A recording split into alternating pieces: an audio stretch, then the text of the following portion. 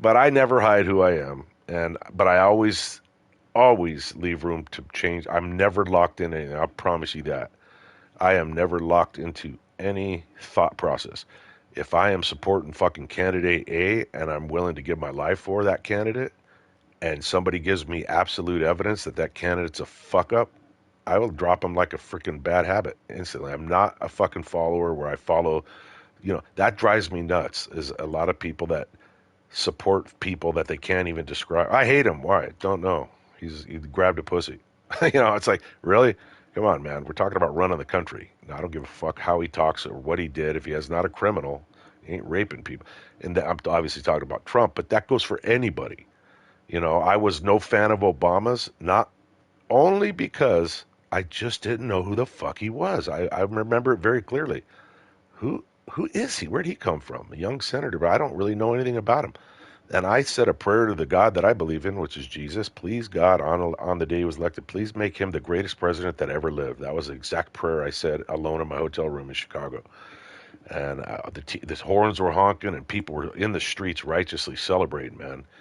And I said, I really wanted him to be the best thing that ever happened. This is going to give young black kids, something to look forward to. My God, now we can even be the president. I thought all that shit. And it wasn't until I saw what was said versus what was done that I started literally going, wait a minute. I don't, is this guy legit? And that's how that worked. So in other words, I wasn't some dude like, hey, fuck Obama. Why? I don't know. By the time I didn't like Obama, I could list off exactly why. And I don't know. I just think people should really think for themselves. Young people specifically, not your age. I'm talking young people. Young people who are out protesting that can't describe what they're protesting. From the river to the sea. What river? Have no idea. What sea? Couldn't tell you. It's like, hold on, man. The one to the left. Yeah, yeah. It's like whatever they're fucking protesting, that's what I want. Well, you're out here fucking flying flags and your face is painted. You honestly don't have an idea what the fuck's going on. That's to me is irresponsible, felony irresponsible, because people that do that, they vote based on that shit, and you could literally grab them and say, why are you voting for this guy? I don't know, it's just what fucking everybody's voting for. That's, I was taught that the fucking vote is the most sacred thing on earth, man. That's what my grandpa taught me, man, was, you know, you go into that You voting are booth, right to a that, point. They just need to get a little electoral college, though. Hey, get rid of that fucking shit. see, and I don't know enough about that to argue it effectively.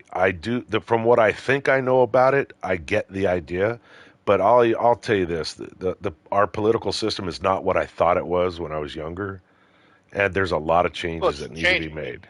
made. I mean, but there's look, it's the idea is that anybody can be president, if they meet a certain criteria, which you and I know that's not right. You got to have fucking money, and it's almost a big boys. You got to know people, and if you don't know people, you got to buy your way into it to even get on the ballot. It's just fucking weird, man. And in my opinion, we have politics where they don't fucking belong. I would never have believed in my life that federal law enforcement would get political. I would never, ever believe that our courts could get political, because that's the beginning of the end of a free country. If the Well, courts the have an agenda, problem is that it's a lifelong appointment, though. That's also the problem, yeah, though. well, that, and then we need term limits too in Congress. I mean, For senators, yes. these people fucking look. You and I both know what they make a year roughly.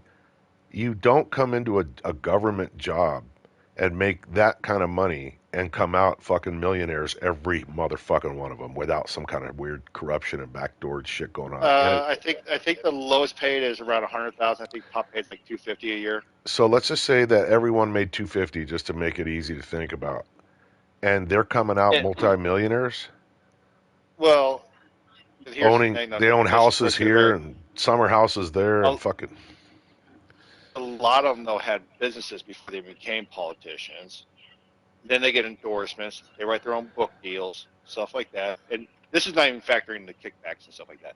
This yeah. system, that's where a lot of these senators. So it's basically the old story. It's like only rich people become politicians because they had to get money to buy the vote, i.e., corporate votes. Yeah. Uh, so most of them were rich to begin with. So that I don't really care about how much money they fucking had. My concern is the term limits, because if basically it's a lifetime appointment, you can get that one douchebag doesn't give a fuck about anyone. He only appeals to a certain small group of people, but it's enough to keep him in office at all times, and he Yeah. can hold up everything in Congress. The other problem is with some things in life, the old school is the better way, but we still got to be able to adapt to the times. And we got You, so much fucking old blood in there that are well, that yeah, refusing to that's adapt. right. That is true. You know, you see the same old crusty motherfuckers that have been there since I was fucking young, and it's disgusting. But what is I'm genuinely curious from an inquisitive standpoint. What is your problem with the Electoral College? So at the time the electoral college was created, it was based off a lot of it's based off population of the state at the time. Yes. So and it created the number of senators and congressmen that. So you got the electoral college. The Yeah. problem is if someone wins like Florida, California, I'm just naming off just a couple of the Yeah. more common ones. You take New York and Texas, Yeah. the big ones. The big cities. Yeah. Yeah. Or the big Well, one states. person can win that whole fucking state, and his opponent can win five other smaller states that may have a total population higher than California, and it still isn't enough. So that's why I said that's why you think they campaign they only hit certain states, and these are typically the big ones with big Yeah. electoral Yeah. college. Ohio Your and fault. yeah. Or yeah. And the problem I have with that is in this day and age, people are very transient now. They move from one state to another. They work Yeah. from remote now, so they could have their mailing address in one state but actually be living somewhere else. Yeah. Um, I think they should just go with the popular vote, which means it's just based on population. Now, but what does that do to these super underpopulated states? It's like, what's the point of even going to It doesn't fucking matter. It how doesn't how do, matter. It's all based. So so if you ever watch the vote, so use the last one, Trump versus yeah, Biden last time. You notice how they're tracking the race at 270 or whatever it is. That's for the electoral college, because yeah, if you get that, you basically automatically win. Let's say Biden hit those electoral college, but Trump had more popular votes. That yeah, means he had more people actually vote for him than Biden, but Biden won the right states to beat him. I think since people are voting and they say, well, everyone's vote counts, they need to go with the one voting system. Say, hey, everybody is voting and it's based off of their votes, not their state numbers. Based off the vote. So if there's 150 million people, I'm just throwing just a simple number out there, 150 million people are qualified to vote in the U.S., those votes are the only thing they're counting. I mean, that makes sense to me. There's something I'm gonna have to look into, like the numbers and things, because what They do it. bothers They do it for your state. They well do it I for your mayor, your governor. but what bothers me though is that there are absolute liberal cities like New York, big cities, and there's liberal states like California. And these are fucking hugely populated states, and they just, for whatever reason, are super liberal. And you know, those liberal cities and states that are heavily populated would literally make the fucking rural people anywhere their vote wouldn't even matter. But again, that's all more reason to get rid of electoral college, because it doesn't matter where you live. It's just the vote. That's all it is. Well, see, that to me makes sense. Yeah, I like that. I You're mean, you're just it taking the should. grand total who voted for candidate A or candidate B, and that's it. There is no other number they're tracking. Yeah, But with well, the current system, they're having to track two sets of numbers. I would love to go with that, but I would also love to go with voter ID, which to me, I have never understood what the fuck the issue is. And people Yes, that say that that's it, racist, it makes my skin crawl. no, It that's makes just my people being fucking skin stupid. crawl. I mean, dude, you need They ID need to to they drive a need they car. need to make it You know, why the fuck? exactly. And what is this whole thing about people coming across the border can vote? What other country would let you go across into their country and vote? I mean, it looks like a deliberate attempt to dilute the effectiveness of these campaigns, because obviously you support the hand that feeds you.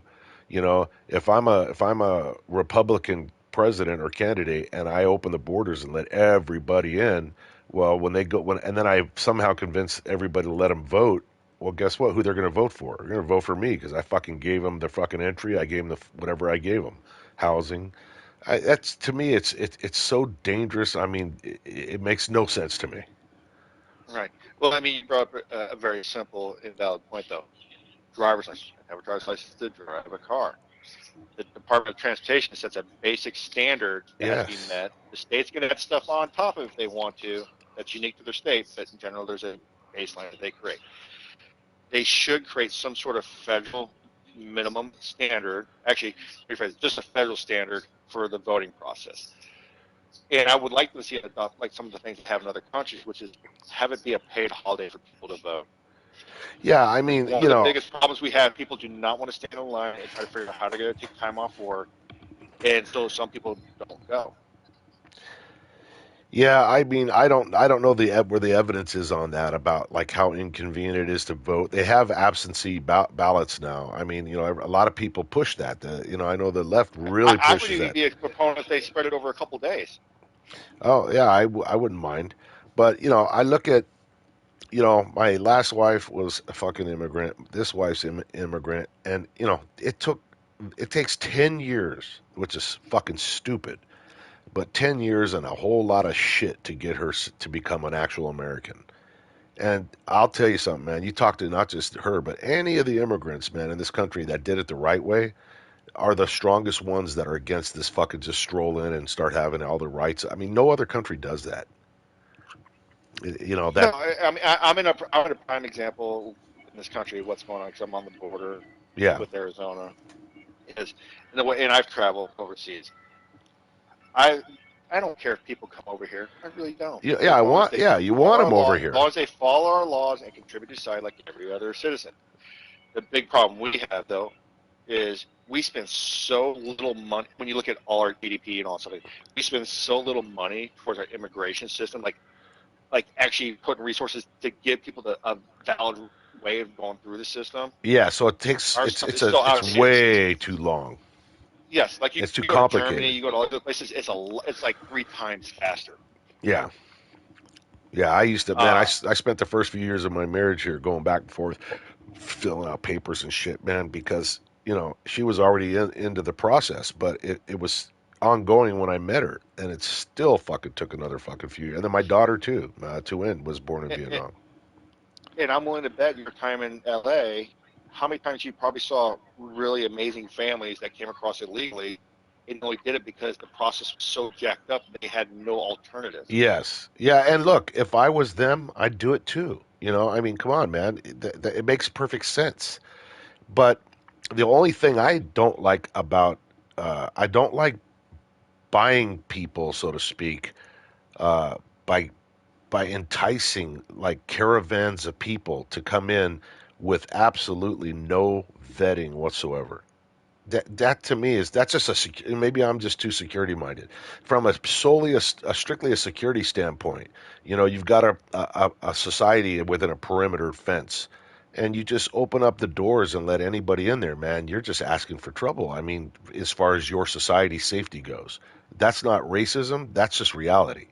Because I'm not picking any race. I'm saying from any country on earth, where it could be blonde fucking Danish motherfuckers. You let them in just unchecked with no process. That's ridiculous, man. And I'll tell you where the proof of that is. Just take a look at fucking Germany right now, and a lot of the European. Look at the United Kingdom. I mean, the crime rates on some of these formerly safe areas are off the charts, like in Denmark and Sweden. Sweden's fucking crime since they welcomed all the fucking immigrants in from the African countries, the African areas where I can't remember what the fuck was a prime group of people that came in, but they weren't ready for it. They weren't set up for it, and now their crime rate is off the charts. I think we But have an obligation to keep our fucking to think about it's not racist to think about your own country first. Until we live in a world that has no countries, if we're either sovereign countries or we're not.